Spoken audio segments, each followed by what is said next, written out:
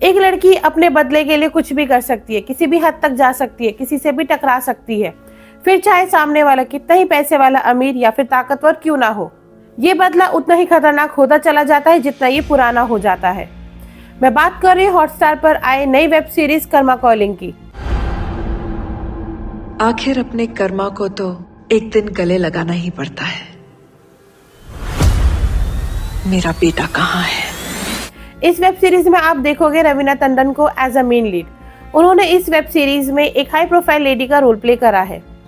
इस सीरीज को डायरेक्ट करा है रिचा नारायण ने। ये वेब सीरीज कर्मा कॉलिंग एक अमेरिकन शो रिवेंज की रीमेक है।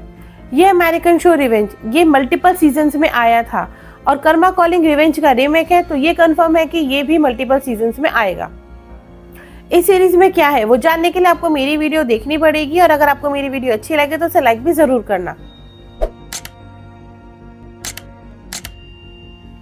इस सीरीज में दिखाई गई है स्टोरी रिवेंज की। एक लड़की है कर्मा तलवार जो रिवेंज लेती है एक high profile family Kothari family से। वो लड़की रिवेंज क्यों लेती है, कैसे लेती है, रिवेंज के पीछे की क्या वजह है, वो सब जानने के लिए आपको ये सीरीज देखनी पड़ेगी। इस सीरीज में टोटल 7 एपिसोड है। हर एपिसोड का रन टाइम 40 से 45 मिनट का है। सीरीज का कॉन्सेप्ट काफी अच्छा है, लेकिन जो सीरीज का स्क्रीन प्ले है वो मुझे थोड़ा एवरेज लगा, क्योंकि इस सीरीज के कॉन्सेप्ट को थोड़ा और तरीके से फिल्माया जा सकता था।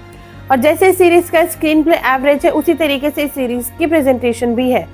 मैं ऐसा क्यों कह रही हूँ? मैं इसलिए कह रही हूँ क्योंकि इस सीरीज में सस्पेंस को ठीक से मेंटेन नहीं किया गया है। इस सीरीज में रिवेंज के पीछे की क्या हिस्ट्री है, क्यों रिवेंज लिया जा रहा है, क्या हुआ था, किसका किससे क्या रिलेशन है, वो सब इस सीरीज के पहले एपिसोड में क्लियरली दिखा दिया जाता है, जिसकी वजह से इस सीरीज की स्टोरी या फिर मैं कहूँगी सीरीज के इवेंट्स थोड़े से प्रिडिक्टेबल हो जाते हैं। तो जो सस्पेंस वाला फील है वो सीरीज का खत्म हो जाता है। सीरीज देखने में बिल्कुल भी मजा नहीं आता। अगर इस सीरीज की स्टोरी के पन्नों को धीरे धीरे खोलते तो शायद ये स्टोरी ज्यादा इंटरेस्टिंग और बॉन्डिंग बनती, लेकिन ऐसा कुछ नहीं हुआ। इसलिए सीरीज में ना तो सस्पेंस रहा, ना ही ये सीरीज ऑडियंस से बॉन्ड बना पाई।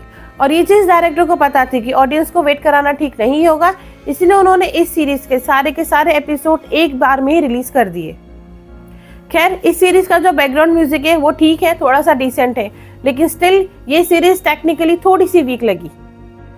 अगर एक्टिंग की बात करें तो इस सीरीज में आप देखोगे रवीना टंडन को, जिन्होंने एक हाई प्रोफाइल लेडी का रोल प्ले करा है। उनका लुक, उनका कैरेक्टर काफी अच्छा लग रहा है और उन्होंने अपने कैरेक्टर को इस सीरीज में मेंटेन भी किया है। उनका काम इस सीरीज में काफी अच्छा, काफी अट्रैक्टिव है। Indrani Kothari, 90s Bollywood queen and now Alibag की राजमाता। मैं इतनी आसानी से माफ नहीं करती, न दोस्तों को न दुश्मनों को। लेकिन अगर हम बात करें बाकी की और एक्टर्स की, तो उन्होंने इस सीरीज में सो काम करा है। कुछ एक्टर्स तो ऐसे हैं जिनका काम इस सीरीज में बिल्कुल फ्लैट है, मतलब एक्सप्रेशनलेस। ओवरऑल अगर इस सीरीज का एक्टिंग सेक्शन देखे तो वो केवल रवीना टंडन ने ही संभाला है, बाकी एक्टर्स रवीना टंडन के सामने टिक भी नहीं पाए। अगर स्कोरिंग की बात करें तो मैं सीरीज को स्कोर करती हूँ 2.5 आउट ऑफ 5। ये सीरीज मुझे बिल्कुल एवरेज लगी। इस सीरीज का कॉन्सेप्ट काफी अच्छा था, उसको तरीके से यूज किया जा सकता था। थोड़े से ट्विस्ट एंड टर्न इस सीरीज में डाल करके थोड़ी सी मिस्ट्री मेंटेन करते तो ये सीरीज बहुत इंटरेस्टिंग होती। लेकिन ये सीरीज फैमिली ड्रामा बिल्कुल भी नहीं है, क्योंकि इस सीरीज में कुछ अडल्ट सीन्स है और कुछ अब्यूजिव लैंग्वेज आपको सुनने को मिल सकती है। इसलिए आप इस सीरीज को सबके साथ बैठ के नहीं देख पाओगे।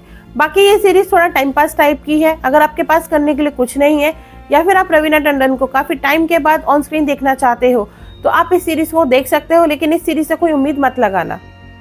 अच्छी खासी स्टोरी थी, अच्छा खासा इंटरेस्टिंग सा कॉन्सेप्ट था इस सीरीज का। इन सब का मर्डर करके इस सीरीज को बिल्कुल एवरेज बना दिया गया है। अगर इस सीरीज में थोड़ा सा पजल रहता तो ये सीरीज बहुत इंटरेस्टिंग और बहुत अच्छी बनती। बाकी आप लोग जिस सीरीज को देखो और मुझे कमेंट करके बताना कि आपको ये सीरीज कैसी लगी, और आपको मेरी वीडियो कैसी लगी मुझे वो भी कमेंट करके बताना। और ऐसी और वीडियोस देखने के लिए मेरे चैनल को सब्सक्राइब करना ना भूलें।